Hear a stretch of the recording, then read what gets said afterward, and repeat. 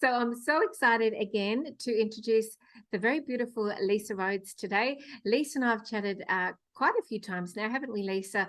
And we've known each other for, I think, a few years now, hasn't it been? And since I first met you. And Lisa has enormous amount of knowledge, both to do with the quantum, the system of finance that we experience in the world, but also knowledge about what's happening in terms of a truther in the community. She's also very much involved in new innovations and in the entrepreneurial field, as well as an investor. And so it's wonderful to be able to chat to you about everything that's going on, Lisa. And I'm really excited about the timing because there's so many great global topics to explore at the moment as everything's ramping up and becoming more and more accelerated. And I think it's really good to have someone based in Australia and someone based in Italy, two completely different parts of the world, sharing their thoughts and just saying to the people that are listening out there to use your own discernment in terms of what you think is appropriate, in terms of what you think resonates for you, because truth is different for everyone and there's so many versions of the truth, but just asking everyone to really go into their inner sort of center and just sift through the information in that way, rather than just be attaching to what other people say, which I'm sure everyone in my community does that anyway, but it's good to say. So welcome, Lisa, lovely to see you. Thanks, Marina. It's wonderful to be here, and thank you for the kind introduction on that. But you just said something really interesting about there's so much information coming at everybody right now that it's the challenge to allow into your consciousness what resonates first and let go what doesn't resonate, because I think we all have that. You see right now, we're at this energetic point where there are elements trying to get us to believe certain things. And I think it's such an important thing that you're saying, because we all have to just really trust in our connection with source and believe what resonates with us, because we're all at a different level of understanding this very incredible story that is unfolding. Absolutely. And it's all based on your own individual framework of understanding or understanding, your own perception of the world. So it is different for every person. You can't align with every single thing with another person because we are all so different. And a classic one comes to mind at the moment, Lisa, I'd love to chat with you about. I don't know if you've seen, there was a video that's just come out, which I thought was so interesting. I was really guided to watch it. It was from Sovereign Redneck Renegade, and it was a 2-hour talk from King David and Queen Sarah, and they were saying that they're supporting the efforts of the alliance, and they talked about what was unfolding globally in terms of what was happening, and it was really resonating. Some of it, it's like, you listen to these things and they're always potentials, aren't they? That you can never know 100% if something's true, really, until it unfolds, but you have sort of potentialities of what you think sounds credible. And it definitely did sound credible. It was a little bit of a different version to some of the other, truther versions of what they think's happening. But there were things in it, like they were saying that what's happened in terms of the last 2 years is that America has basically, they've tried to support the alliance and the white hats and so forth, have tried to support the America not going into civil unrest and civil war, because the moment that happens is the moment that basically if America is lost, then the world's lost, because the dark has the ability to come in and take over. For example, China could come in, or whatever. If America it gets to a point of such sort of destabilization that the people are all disconnected and can't come together. So that was the major goal that they said throughout the whole process, has been to keep a stabilization in America and not allow it to go into civil unrest. So that's why it seemed to have unfolded in a relatively slow way, or in a way that is very, very sort of subtle and under the radar in a lot of ways, because they've really tried to maintain the peace. So that's been the number one focus, and that resonated as truth. I thought that makes sense. Then they said that what's going to happen is not necessarily that Trump will come back into power, because he's too divisive a figure, because he and it's true what they say about him, because, you know, some people absolutely love him, and then he talk to other people about it, they go, oh, you know, have a completely reaction, you know. And so he is a sort of a person who tends to polarize. Yeah. And so they said that he couldn't necessarily come back into power because of the situation, that he has too much sort of ability to divide people. And really the whole point of this is to unify people, so, the you know, the alliance, the good people, the people in the world that want a better world, they've got to bring them together. So that's the number one goal. So that was really interesting. And they said a lot of other stuff as well, that they said that the Nasara Jasara thing wasn't necessarily a thing as well. So that's a different narrative again.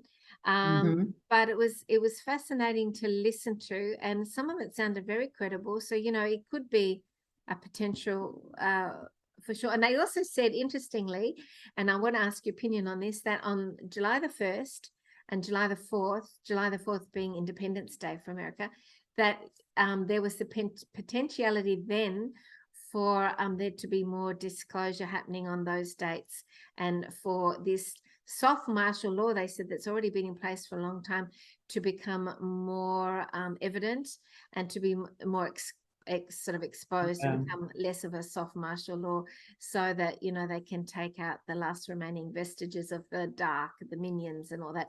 So what are your thoughts on all that? Wow, that's a big one. First of all, I didn't see the interview, but what you've been talking about is very clear. While I live in Italy, I am an American, so obviously I have that sort of connection with the Americas and understood. First, I completely agree with the thesis that where America goes, the world goes, and that. Living in Europe, and I'm sure that's why Spirit has me live here in Europe right now, I see very clearly the distinction in our mindset of what an American has versus a European. In Europe, particularly Italy, and I'm sure there's a specific reason why I'm in Italy, other than my genetic heritage is Italian, is that there's the word no and the boundaries that are around everything you do here. And so my mindset of an American coming in is the ability to do and to create freely. Now, that is the generation that I came in. I think the younger generation has had significant issues in terms of the ability to create freely in America as well, which is part of that overall agenda. Like, one thing that's really been coming to my mind, and I don't know if other people who know, the channel that I do is called Question the Narrative. Everything that's out there, I'm asking us all to question. If they're putting it out there, why are they putting it out there? Yes. Whether it's the guys doing it, or the bad guys, or I shouldn't say good and bad, or the white hats, the alliance, where we're going. There's a reason why they're doing it, because our consciousness is what creates. And so one side or the other is looking to have us create from that consciousness, and it starts with the narrative. But one thing that became, or a question that I sort of was forming, especially as I was in the UK, is that the generation of, say, from 25 to 35 really did not want to drive in the US. They decided that, I don't need a car. Mom and dad drove me around. Then I live in a city. I can take an Uber. I don't need to own this. And I thought, well, that isn't that interesting. doesn't that sound a little bit like a dear friend of ours in Germany with the WEF who says, "You owe nothing and you will be nothing. happy." And you think about the mindset of that, yet there's the very younger, you look at it, you go to a place and you go into rural areas, you can't survive without a car. I'm looking at a wonderful young woman who is a friend of mine, and we work together here in Italy. She's from Texas, and I'm trying to teach her, like, get her in a car to drive in Italy. She's like, well, how do you get into a circle and how do you do that? And she drives in Texas, but a little bit. She's not that inclined to do it.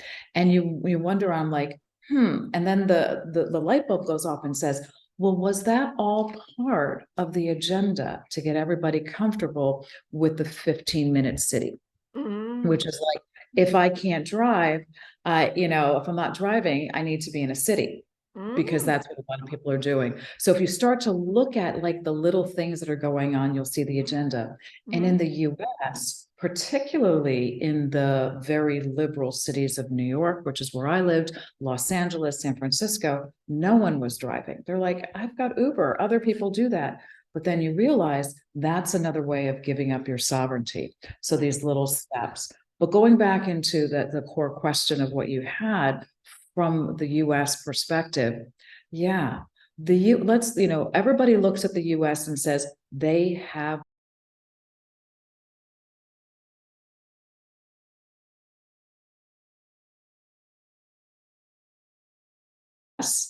you don't comply.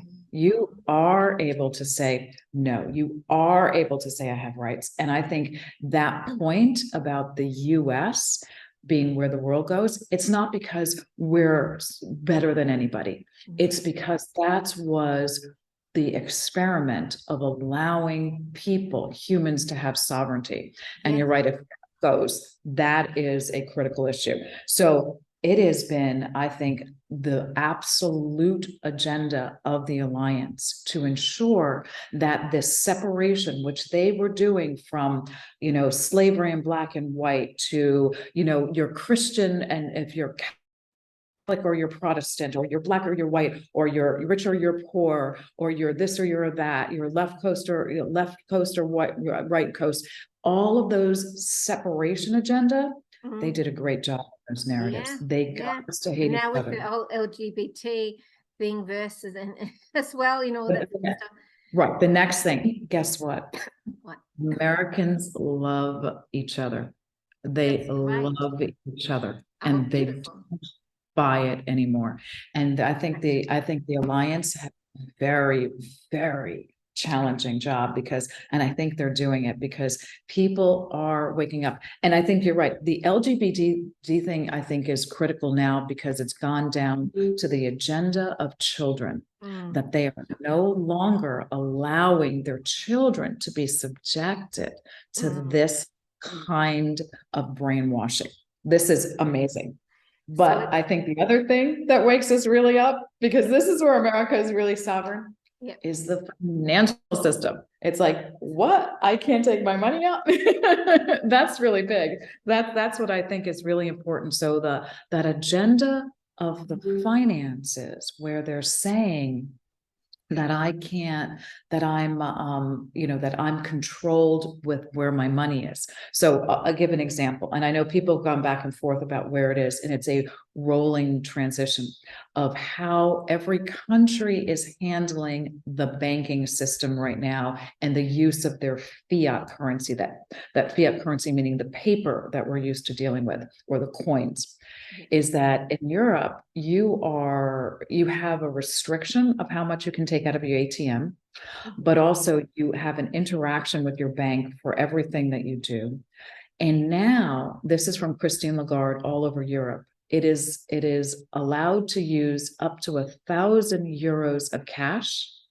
After that, you're in the black market or the gray market. Now look that up. That is very similar. We're very similar here. You're only allowed to, I think, to take, the limit is $1,000 out nowadays. And we just had a shutdown in one of our major banks, the Commonwealth Bank in Australia, and the other, a big outage, and they're getting very restrictive about, you know, people taking money out. You have to, you know, my partner and I tried to take some money out a little while ago, and you have to tell them why you're taking the money out, what's it for, and then they've got to give you the okay. And they didn't give us the okay, and then it went to a team of security team, and then his bank account got shut down when it went to the security team. And it's like, oh my God, talk about Big Brother. And then and then, you know, now the banks are also they're shutting down a lot of the ATMs, shutting down the branches. You know, it's fascinating what's going on. It's well, this is very important, because you're, you know, going back to the theme you were talking about, the US versus that. The US hasn't had those restrictions. Yeah. I think now they're starting to come up. That is waking up. So in Europe, people are like complying. I keep on asking, why does everybody comply? Why do they do everything that they say? Why do they allow that? And I think this issue of cash now is really a big thing. I did a lot of work in Brazil, and I was spending a lot of time there. They had already done that for years, and Brazil complied, but now they've stood up and they've woken up to it. But the control through money has been how humanity has been enslaved. You know, everybody talks to me and they go, why do you talk about money so much? It's like, I'm not talking about money in the purest sense of the way we look at it on. Yes. Exactly, Marie. It's the perspective that we have of energy. And it all comes down to, if we really come down to the money, money is energy. Money is also, I think it comes down to self-worth. Yes. Because we've associated, we've connected and said, how much money you have is the value you are. That is not true. But that was how they did it. However, you can look at it in the opposite way, in the positive way, and say that I have no restrictions of what I am able to do and create. And money comes to help me do it, because that's the way it gets done. And that's a very fine line. So I talk about it more to say, don't be in fear, because that's the agenda. Everything that they do about money and about like this ability not to take out cash is about fear. So I'll pull it back to, you know, when I was in New York City, you have to have money in order to purchase things, because you're not growing food on your roof, or you're not sure you have a roof, or you have land. So you have to have money in some way of an energetic thing. Certain ways. That now I think is changing also too, because, you know, Whole Foods was growing food up on their original store in Brooklyn. People are understanding how to do that. But here in Italy, I come back to and I say, we have land abundantly. We have to clean up this land. That's one of the things, and I can talk a little bit about that later, about the agricultural project I'm doing down here. You have to clean up the land, but there's food abundant, and you can start to trade. And there you survive, you are able, and I don't want to use the word survive, you are able to live. Yes. And you're starting to see a lot of Americans. There was I think it was a New York Times article that said people are coming over to Puglia, which is the region that I live in, which is agricultural. This is very agricultural. And I came over here a number of years ago because there was just a calling through to do this agricultural work. And they're all coming here because they want a different way. People want to live. They said that the headline was, people need to come to Europe to live the American dream. Yeah. I thought, oh, that's a narrative. That's true. And it's true. You can live here. You live in Europe. You don't live to work. And the insight that I had coming here is that, and I hope this does, actually, in some ways, I hope it does get people angry, you know, do it. Americans have been the slaves of the world. All we have done is work. We thought we made more money. We had great jobs, but we lived to work. We didn't work to live. And it's mindset change. It's like, it's breaking. And this is amazing to me. Really, really, really amazing. this is all the evolution of the Industrial Revolution. And, you know, the American dream was to have, you know, the house and the cars and the you know, all those sort of material type things. And, you know, I think as people evolve spiritually, they realize that that is empty and there's nothing in that for you on a soul level. And I think this going into the Aquarian age is the ability to tap into this spiritual dimension now, that the real meaning in life is connected to our soul and our spirituality, as opposed to all these sort of external things that don't mean anything. I really think Australia's been very similar to America in that way, that, you know, it has just been very much about money and what you own, and, you know, being a slave of the system, you know, working 9 to 5, often much longer hours, you know, even 7 days a week for some people, and just getting stuck on that mouse wheel going round and round and round. That's been very much a part of what's been happening in Australia. And the cost of living here has been phenomenally high.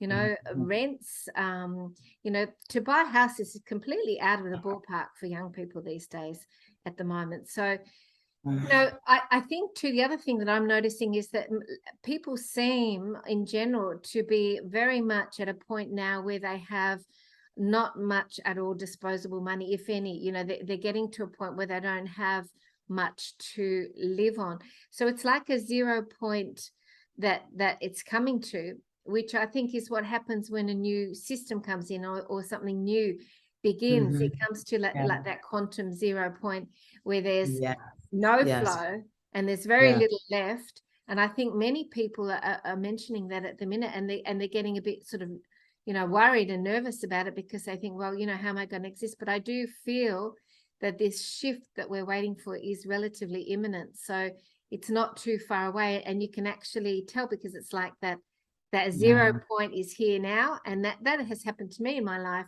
when I've had a reset, and you know, things have gone really quiet and still, and then just comes to that point, and then something new will happen, and there'll be a great opportunity or something that happens, and then it all starts up again. So that's like a metaphysical thing that happens, doesn't it?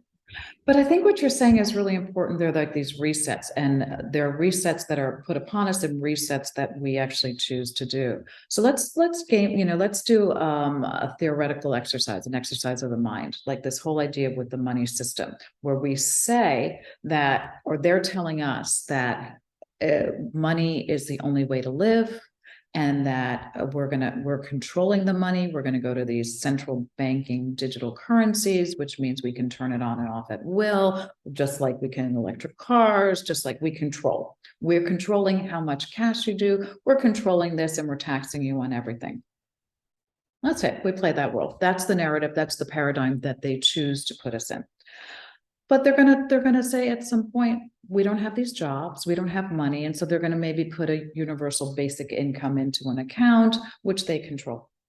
So here's how we play that out. It's like, you know, we can choose to be within the system or not. So if we say that we live in fear and that we believe that that is true, then they have the control over us, because they've been so clever that they've asked us, the creators that we are, to create that world. And they do it for us, just like every other agenda. The alternative is we don't live in fear, and we see our sovereignty, and we know that our world is created by us, and we keep on visualizing how it is, and that the money that we have, there's always enough, because we don't live in a world of scarcity, that we're going to trade for whatever we want. Money is their world. We can play around with it, but money is their world. And at the end of the day, you know, are they going to kick everybody out of their apartments and their homes at the same time? Good luck with that, because they don't have the people to do that, and the money is coming down and it's also on them. You just stand up and you visualize that. What's the alternative? Just like the whole idea of the fear thing that everybody says, oh, we're going, you know, Putin's doing this and we're going to nuclear war. It's like they're asking us to create that scenario. I'll give an example. I've been, you know how you're like, you don't realize I'm driven to be interested in something right now because spirit says that this is the next step in what you need to put into your consciousness to help you grow. So for me, the past week, it has been the Dolores Cannon information on Nostradamus. I was like, well, that's interesting because I've read most of Dolores Cannon. I find her work fascinating and seminal foundational work for all of us spiritually. And understanding how to integrate all the different levels. But I avoided Nostradamus. I'm like, okay, that's interesting. Now I'm being pushed into it because I listened to one of her lecture series that was put on an audiobook. And it's always the little throwaway things that are not part of the books that she read. So in that book, in that lecture, she goes, what Nostradamus said to me is that a good prophet is one where the prophecy does not come true. It's like, well, the prophecy does not come true because you've heeded the prophecy and changed it to avoid the cataclysmic event that they prophesied. Which is exactly what Nostradamus did. He foretold of all these catastrophic events so that when people were aware of that, they could manifest an alternative, much better reality. Absolutely. Exactly. Yeah. Exactly. And I think that's exactly where we are right now. That is a wonderful metaphor analogy for what it is that we're going through right now. Yeah. Ask yourself, what is the agenda behind the narrative that they're putting out there? Yes. And is it so if they're saying that the Wagner group went into Russia and Putin was scared and they ran away, what are they trying to get achieved by that? It's usually the inverted truth, isn't it? When you hear it from the mainstream media, you invert it. But it's really important. But Medahina, it's really, really important to dissect it. It's like, but what is the agenda that they're trying to say? The agenda is they want you to believe that the Ukraine war is a viable war and Russia are the bad guys. And Putin is frightened now and blah, blah, blah. And Russia is weak. And we've always wanted to have Russia's the bad guy and Russia's weak are the two narratives. But let's play that out. Let's go a little bit further. Why do we want them to believe that Putin is weak and that he's afraid? Because the current model of the Kabbalists who wanted to do it, they want to continue a war and to get us into the World War III, which is what Nostradamus had said, predicted, which they don't, is the thing we don't want. And that's how they would get their money back. Because right now we've strangled them. The alliance has strangled and they don't have good sources of money. That's right. Yes. Going back to your reset. Yes. And without that war, they could no longer funnel the money. So that was at the same time that narrative came out. Interestingly, that the Pentagon said, oh, we just found $6.2 billion and we can give that to Ukraine. And you're like, 6.2, isn't that interesting? That's like a very interesting, but so think about how they want you to do it. And that's what's really interesting now about these things. And then, our digital soldiers, which I mean, this is the most amazing time to live because everybody now uncovers the truth so quickly. I think the cabal is like, how did that happen? How did that happen? I love it. Yeah, they're getting smart now. My sheep are getting smart. I mean, the thing is, you have access to more information and knowledge about everything. So they can't hide the truth as well, the cabal, because it's also going to come out somewhere, on the internet. And for example, in Russia, the mainstream obviously say that, they're the big bad guys, but you look at the way they treat their citizens. They've banned the GMO foods. They've given money to the farmers to provide organic, for the people, organic farming procedures, they've subsidized that, so it's the way that they actually are interacting there with the people is quite progressive in many, many ways, and way ahead of some of the other countries that all the problems they've had also, like for example with the cabal in America trying to, well, there's the white hats are getting rid of the bad sources of food production, but there's also, you know, all the other stuff that's been happening with, you know, Monsanto and Bill Gates and everything. And you know, they've just brought out this thing now that in Florida and California, that they've found malaria for the first time. And exactly. This is such an important narrative. And then right at this moment, you know, Bill Gates has all got these mosquito factories that are dredging out, you know, millions of mosquitoes and releasing them with their little numbers on them and things like that. Oh, that's convenient, isn't it? You know, that oh, it's also such a synchronistic thing. And then at the same time, it's going to come out potentially with, or already has, you know, have a solution lined up there that people can buy to you know, resolve this issue of, you know, so-called malaria or whatever, you know. So it's just so obvious, you know, the strategies that are being employed behind all these narratives as well for the dark. Maddie, you're hitting upon a really, really important thing, and something that I've been thinking a lot about this week, about the food supply and all of that. Well, first of all, let's talk about the narrative that we need to understand with the Bill Gates. So I think this narrative actually is from the white hats, because they've already started cleaning this up. Number one, we've heard that Bill Gates is the #1 owner of agricultural land in the US. But he's actually dead anyway. Well, that's Bill, but you could say Bill Gates 0.1 or Bill Gates 2.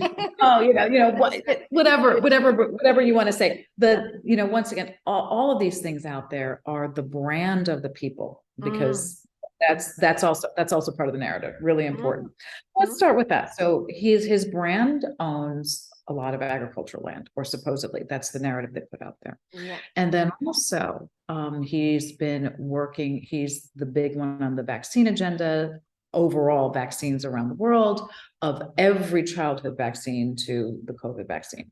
Then we have the mosquito issue, you know, what you're talking about, which is really important. So why do you think they would want to propose that agenda? So if we're getting malaria back again, does that mean there's another vaccine coming along, or that the agenda that they want to do? So we should think about that, and then could, you know, create the other agenda. That's to wake us up. But let's go back into the food situation that you talked about. There was another thing that happened this past week or so that was interesting on the food perspective. Another alternative food, the USDA. Now, the USDA is the agricultural regulatory authority in the US for food. So that's all your meats and your dairy and all of that. They approve all of that. Approved the first lab-grown meat. I saw that. Okay. All right. So ugly, disgusting, you know, kind of thing. But it's interesting. I said, okay, what's the difference then between the USDA approving finally a lab-grown meat and the incredible burger, or whatever the ones that the FDA approved? Totally different. Those were supposed plant-based ones. So there's a plant-based version, and then there's this lab-grown meat, you know, lab-grown meat. And then you have to like go into it. So I started digging a little into this. I'm going to do a little bit more information, but the top line is that it is all about what is the foundation of it. So for the incredible burger or the plant-based ones, it's either soy, or there's a other element, a lempo globo thing. I'll put it in the thing, and I'll send you a good comparison article about it, that also is created, that has some negative impacts on it, are both negative, also carcinogen related, and soy in particular is a high phytoestrogen, which then neuters males to be more, you know, getting rid of their testosterone, and manipulates hormones and manipulates overstimulation of estrogen in women. So soy has been a negative, you know, agenda. So plant, not so good. So that's the one side of it. So the incredible burger is incredibly not good for you.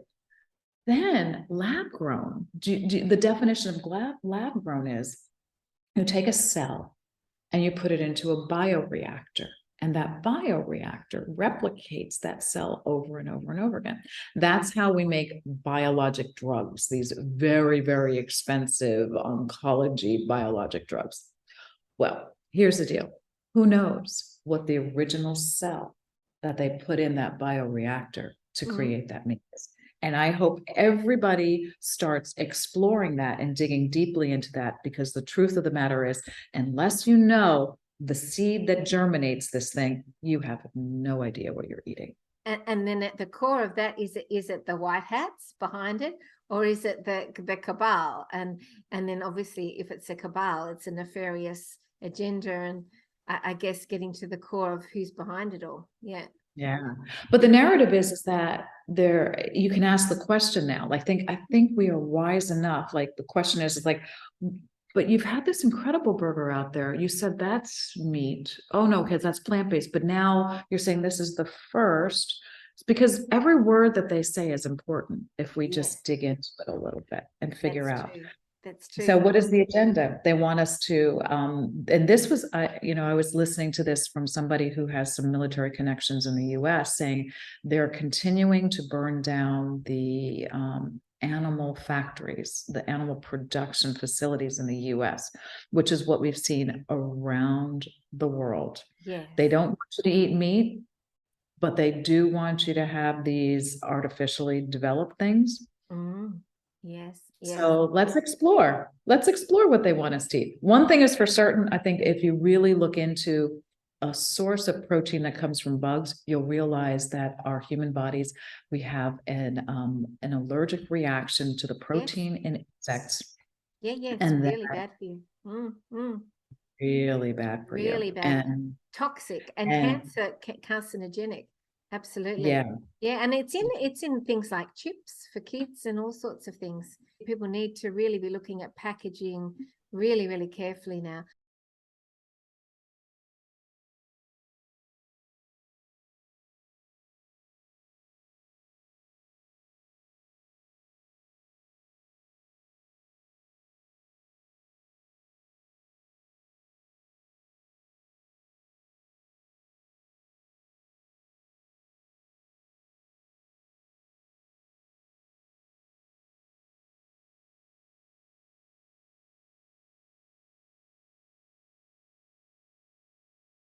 I mean, even things like shampoos, the lauryl sulfate in shampoos actually creates hair loss. And it's like, I thought, oh my gosh, I bought this natural one, so-called natural one. And I just had a look at it and it's got it in that. And I bought it in bulk. I thought, oh, great. I've just bought it. The shampoo. And I'm thinking, I'm just going to have to make all my stuff at home, and we all have to just learn how to go back to basics and to learn to make this stuff ourselves, because so much of it now we can't really trust without being paranoid. We can't. I agree 100%. I'm watching YouTube videos on how you make a homemade laundry detergent. I'm trying to use baking soda in my dishwasher. You're absolutely right. And the shampoo thing, I'm struggling with that as well, because you're right. You're right. It's really. And then what they do is then they provide the solution, which is something to help with hair loss. That they make the hair fall out and then they provide the hair loss solution. It's like, oh, unbelievable. And most of the ones in all the supermarkets are basically the same, 2-3 corporations, Unilever and all those, or Johnson & Johnson or whatever, that all own the same, but they've all got different company names. So they look like they're competing, but they're all coming from the same sources. It's fascinating. That's a really good thing. It's really hard to make money unless you put people into fear and all of that. It's absolutely right. And that goes right back to the original thing we were talking about, which is money. Do we really need money for these things that they perpetrate on us to create more problems? And once that light bulb goes off, you're like, yes, I'm thinking differently. I'm thinking differently. Yes. Yeah. We need to creating differently, which this is amazing. This is absolutely amazing. Yeah. If anyone has a good shampoo out there, just leave it in the comments. It's a natural homemade one. Or did you say a laundry detergent? Was it, or a detergent that you're looking for? You can leave that in the comment for Lisa as well. No, I looked this up. There was a wonderful lady who she makes gallons and it lasts here, and it's a combination of water, baking soda, and some other types of things, but it was just very simple. It Yes. was super, And super that's simple. the key, isn't it? Going back to Yeah. the simple things, I think is really important. So what I'm seeing now, Lisa, and I'm sure that you're the same, is there's so many indications to me that this is all just a big show. Because, you know, there's so many people out there that say, oh, look, that can't possibly be a show. You know, why would that be? Why would they be doing that to people, you know, to make it look like a show, rah, rah, rah. And I get this all the time from people. So what I see is so many headlines and things that are clearly, to me, obviously it's not true what we're experiencing. Things like in Australia, this is really funny, Lisa, they've set up, the government here has set up a Ministry of Truth, you know, which, I mean, it's Sounds like the Harry Potter, the ministry. That's right. That's right. It's so George Orwell as well, you know, 1984. Yeah. It's coming straight from those sources. And it's so obvious. I mean, if it was truly a cabal thing or a dark thing, they'd be a bit more subtle. They'd come up with some other name. But this is a Ministry of Truth to try and, you know, censor, you know, what people can say. So, you know, things like that. You know, Biden was asked if it was hard, if Russia was weakened by this, you know, revolt that just happened. And he goes, oh, it's hard to tell, you know, it's just so obvious, you know. Then you get the UK front page of a top politician on the Sun, it was, I think, saying that it's okay for, you know. Then you've got things happening like indicating the military operation, you know, seeing all these military maneuvers around the world.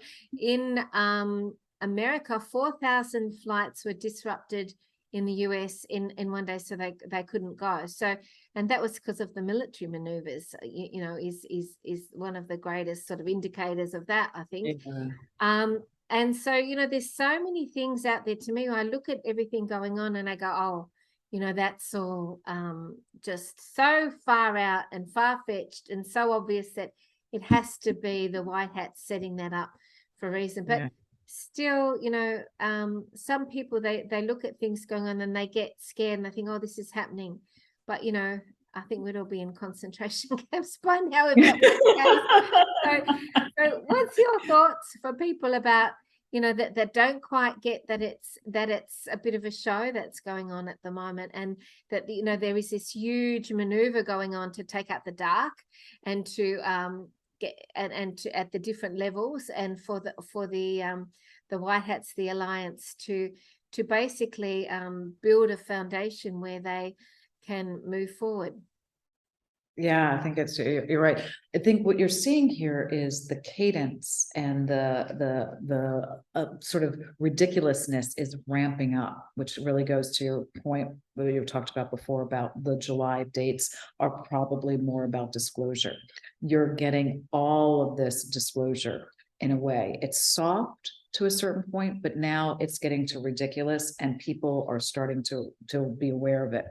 You can't not be aware that there are military in your cities. In the US, you've got your digital soldiers, you've got your, local people talking about that and putting that on TikTok, which is why they wanted no more TikTok, because it was really putting out real information. That it's important to see that. So you can't discount the fact that there are military rolling down your street. There's a huge warship in Sydney's harbour with submarines, 2 submarines, I think, and all this sort of stuff. Wow. You see, like all of that, it's all connecting like that, and they want you to see it. Otherwise, they would have. They want you to see it. So that's really important. The flight thing I thought was really interesting. Didn't get picked up much anywhere in the world. No one in Europe saw that, but US people were experiencing it. And the interesting thing is that when you listen to it, if you do a search on TikTok about it, people were saying, I was there, and maybe say I'm in Tennessee and I can't get out for 6 days. I was there and this. Now, I remember when I was stuck in Portugal, I was stuck there in Portugal for a couple of days. It's been happening It is military maneuvers. One connected it to a flight that was not normal flight coming from Moscow, which is why they stopped everything on the east coast of the US. But you're right. They're also telling us now, we want you to stay a little bit closer to home because things are starting to unravel. So I do see that. I see that very, very clearly. But you asked the question, like, how do you have others start to see it? I think in general, there are people that we know who are aware of this and we can have those conversations. There are people that are awakening who need a little bit of logic or a little bit of proof. And then there are people who are just, I don't see that at all. All we can do right now, I believe, is just seed a thought and say, I'm observing that. What do you think? Do you see that? Yeah. What do you think about that? Yeah. Because if we were to tell people what it is and give them the conclusion, they haven't come into it from their own sovereignty, their own ability to understand. All you're doing by seeding the thought with them or giving that out is showing that as it unfolds, you're the one they can come and ask. Because I believe that all of us who are aware and awakened to these things are here to be the help for others, because it's going to be a rude awakening. Absolutely. It's like an exam, isn't it? If you're going and sitting an exam, in the classroom, and some people, it's like their own spiritual inner test. And some people will pass the test and go to the next level, and others will still be stuck on that level because they haven't got the foundational inner standing to go to the next levels. And so it's a personal sort of barometer for every person about where they are in their intuitive, spiritual understanding of the world and the universe around them, and how it's functioning, and their perception.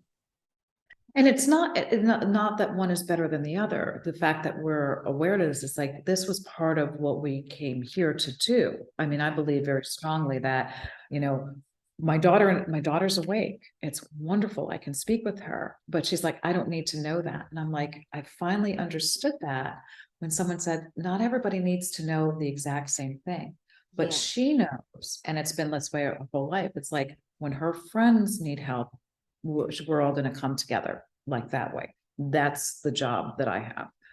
And I understand that, but it doesn't mean that I'm better. It just means that that's the job that I have. That means we're all like creating that awareness and helping each other, because this is an incredible time. Like, I do believe in the law of one construct, which is that there are certain windows of time that are available for increasing consciousness. And that is a universal cosmic increasing of consciousness. So everything gets to evolve. And we're here to help be aware of those periods of time. But right now, the reason that it has been a slow process for the Alliance to move forward is that they had to awaken enough of us to be the ballast, to be there about what's happening next, because this is going to be a jolt. I mean, even for people who are very aware, I am certain that there are going to be things that absolutely shock me too. Oh, absolutely. Yes. I'm prepared for that. Yeah. And I mean, we're empathic and we're compassionate. I mean, all this stuff with the children, I know the depths of, to some degree what's going on, but I don't really want to know the absolute depths, because I'm too sensitive, but I still have the highest levels of compassion for them and what's going on. And I don't need to go to those deeper steps. So it's also knowing, I think, your own boundaries of what you can accept as well. And I do think, there's so much that's been hidden, because the depth of darkness on this planet is mind-boggling of what has been. But this is why we're here, is to transform it and go to a much better space, because the majority of people are good and want the best for one another. So I I think we all have the goodness in our heart.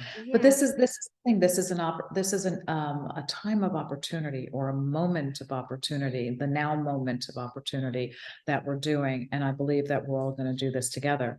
But I also think too that as we make a decision, because what you said before, our consciousness is going to always grow. We are everlasting spiritual beings in this human form, but here we are, letting the human form rise up, which is a beautiful, beautiful opportunity and something very unique. But we're just here for each other. And I think as we have these conversations, and I know that I reach out and I always look to listen to things that inspire me to continue on the path and be that positive energy, because that's all we can do. Yes. That is the light. Like, I know my dog and I, because my dog is very cute. He's super, super cute. Is that as we walk down the street, it makes children smile. It makes elderly smile. It makes everybody smile. That's the purpose. At certain points, it's just the purpose that I walk my dog, and that creates joy. And that's what we have to find in all of these videos that we're watching. Only put into you what nourishes you, so you can continue to be that light, because we're the ones moving it all forward. Absolutely. Like that. I think that's that's lovely. I've got an image actually that I send in my emails of a lighthouse, and it's got some beautiful words about, the importance of being a lighthouse for others at this time, because so many people are confused, or going through their own dark night of the soul. They got our shadow stuff is coming up to be transmuted. Yeah. And so that's all coming up in spades at the minute, and people are finding that very challenging to deal with. These words, as the veil is lifted and the evil is revealed, many people will find themselves plunged into their days of darkness. If you've already been through the darkness, your job is to shine bright and lead others out of the darkness into the light, and that's the lighthouse. And the other really good one, I think, that is beautiful is find the others. Trust me when I say that there are incredible, beautiful souls out there who are creating a new world. They do not live in fear. It does not even enter their mind. They are vibrant, magnetic humans that are creating magic in this world. When you meet one, you'll know. Picture the life you want, release fear, raise your vibration, elevate. Change starts with all of us, and find the others. I think that too. Really, that's beautiful. That's so beautiful. I love that, Megan, because being the lighthouse right now, in the beginning, as you started going through this, you're like, oh, what does that mean? It's a lot of work, but we've all been doing it. And I don't know about you, but I can say over the past couple of weeks, I have felt the physical pain in my stomach of transmuting things. Totally. About you. I've had so many symptoms. I'm thinking, oh my God, I've had like a sore throat. I've had sneezing. I've had irritation, hay fever. I've even, for the first time since I was pregnant, which was a long time ago, I had asthma. When after I've even had a bit of that come up. So it's like, all this throats, stuff. And so it's coming up in spades at the minute. And I'm doing everything I can to really support my physical body, and to ground, and to be in nature, and to shift through. And I'm getting there. I'm making progress, but it does seem slow. And I think that's the upgrades. We're all getting these levels of upgrades, I think, at the minute in so many different ways. And it's funny because it's energy, because out of the blue one day, like, oh, my left foot's gone. It's like just out of nowhere, something will just come up, and then it's energy, because you haven't done anything. It's just your body's shifting. So I think the more things we can do to support ourselves at the moment, the better it is.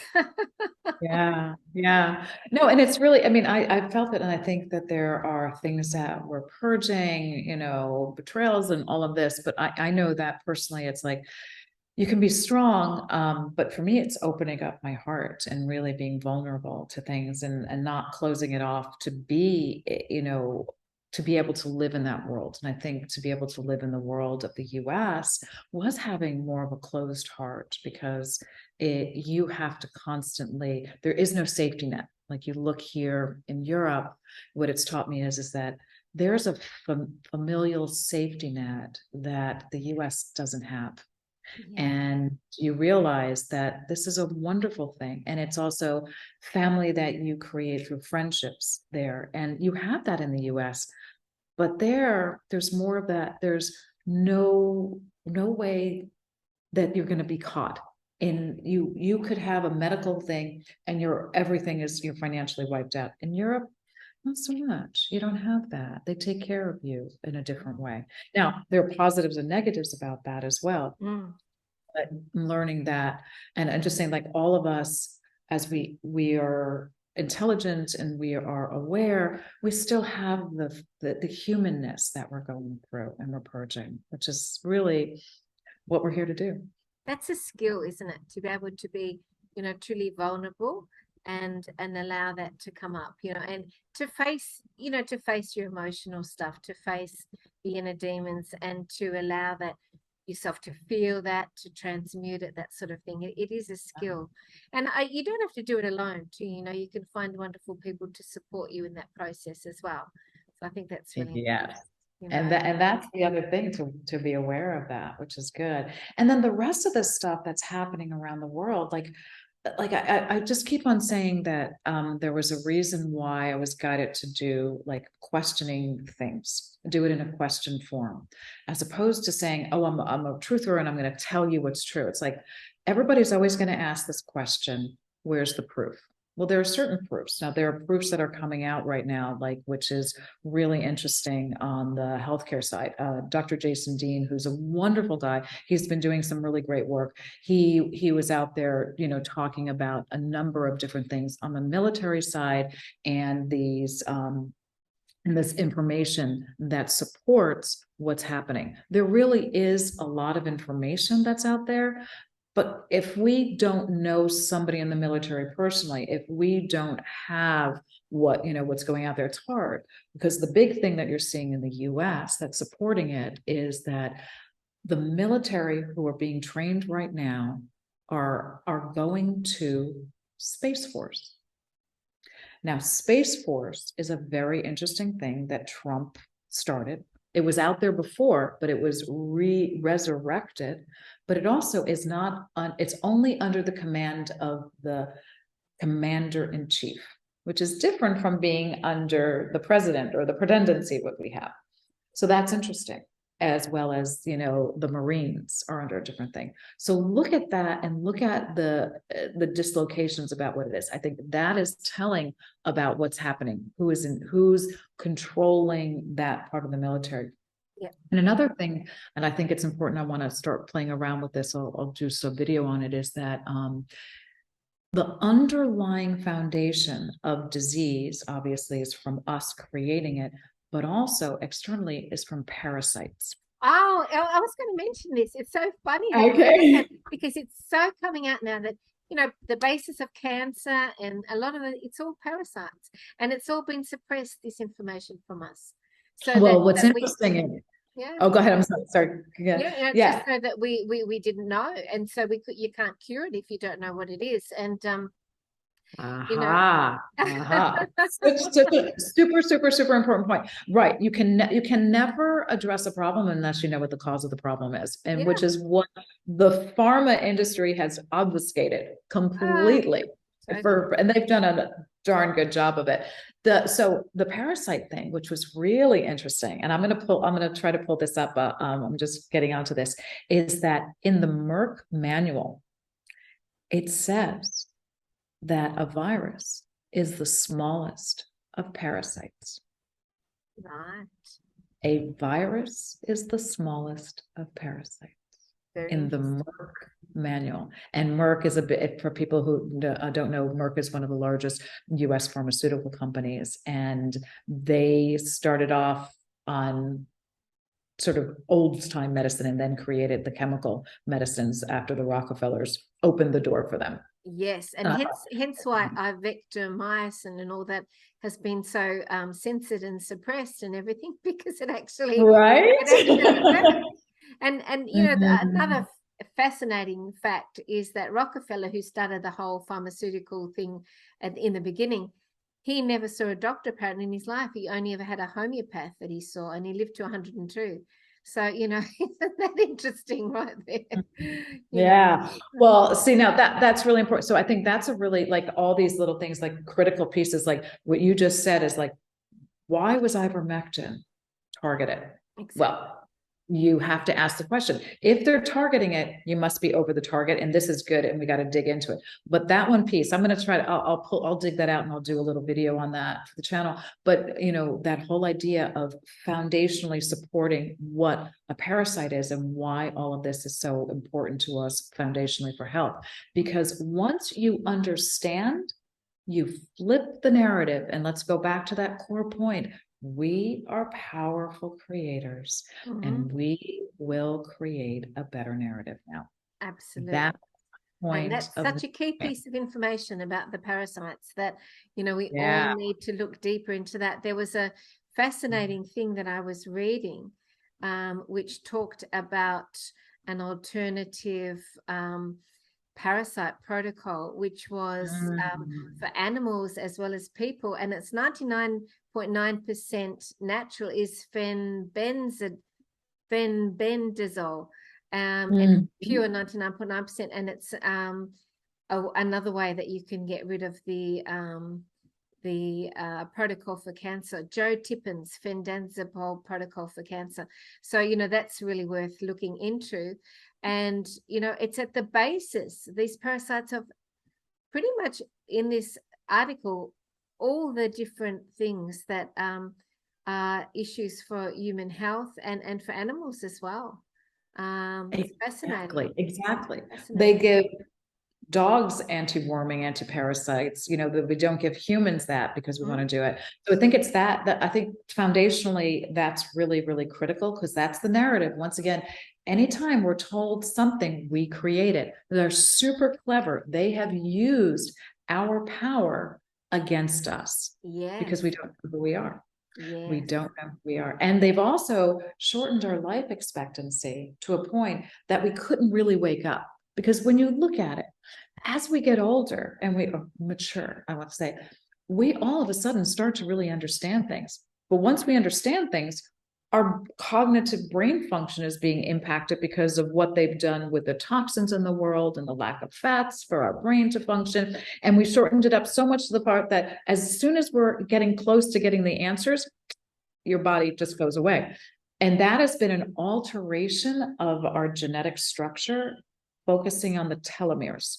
We have shortened or changed the way our telomeres work because it has a finite ability to replicate. So we'll get into that another time. That's more on the technical stuff. Sorry. And that's why they, you know, bumped off so many elderly people. I don't know if I can put this on my YouTube channel, but they literally took out so many of them through the protocols with the C word stuff in nursing homes and things, because I think that was part of the dark agenda, to take that life experience and that knowledge off the planet.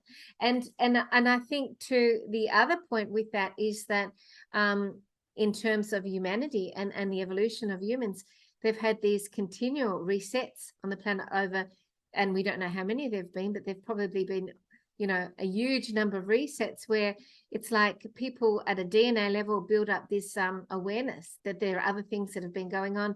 And so that's the point that they do these depopulation agendas. They rid the planet of people, and then they have this reset, they start again, and people at that level again start from scratch, and then they have to build up the inner knowledge. So it's like those resets were triggered to happen at the times when people were becoming too switched on to what was actually going on around them. Exactly. You're absolutely right. We've always revered the elderly. I don't like the word elderly because we're not elderly, for their wisdom, yet at the same time we don't listen to it and they eliminate it. So it's fascinating. It's fascinating. Yeah. Interesting. Yeah. Well, Absolutely. wonderful. Oh, well, it's so lovely to chat with you, Lisa. We've covered so much territory as always. And yeah, I think it's a lot of food for thought in this chat today. Where can people find you? You have a beautiful sites questioning the narrative. So tell us where people can find you with those sites. A Question the Narrative on Rumble, and then I also have on Telegram Question the Narrative as well, and then I have a YouTube channel, Questioning the Narrative, but more of my content is on the Rumble channel.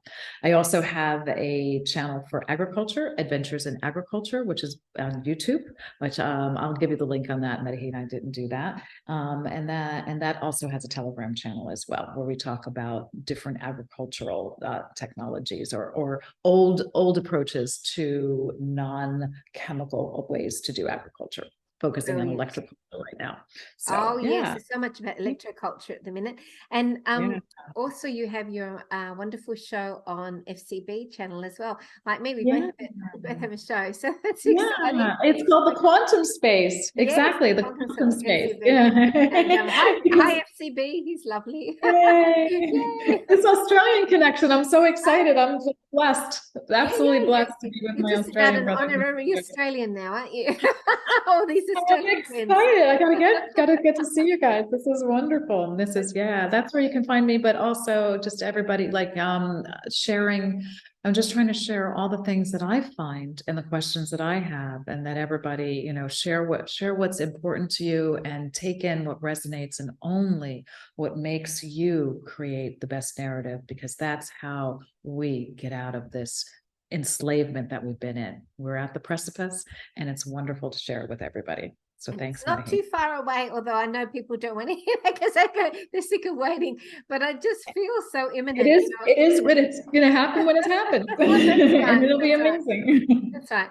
So it's releasing the attachment to an outcome of when it's going to be, and just trusting that everything is in divine timing.